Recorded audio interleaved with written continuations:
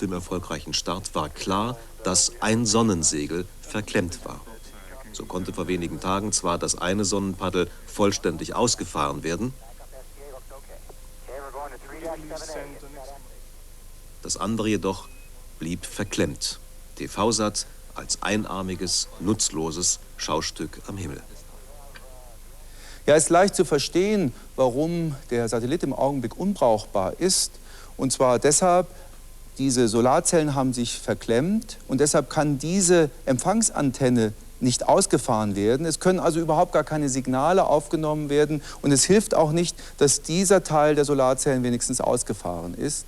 Der Satellit, wie gesagt, nutzlos. Selbstverständlich hat man Rettungsversuche unternommen und dabei spielten Steuerdüsen eine Rolle. Das ist eine Original-Steuerdüse, die hier an dem Satelliten angebracht ist.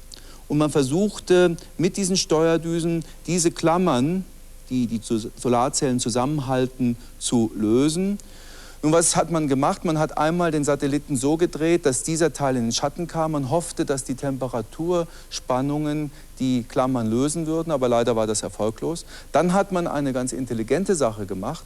Man hat den Satelliten so gedreht, dass der Schatten der Klammern hier über die Solarzellen strich und aus der verminderten Leistung konnte man schließen, dass sich von den ursprünglich 6 Klammern einige schon gelöst haben, aber diese konnte man nicht absprengen und deshalb, wie gesagt, der Satellit unbrauchbar. Man kann den Satelliten selbstverständlich von 36.000 Kilometer Entfernung nicht sehen. Man musste all diese Versuche an einem Modell 1:1 auf der Erde vorbereiten, um dann die entsprechenden Aktionen im Weltraum durchzuführen.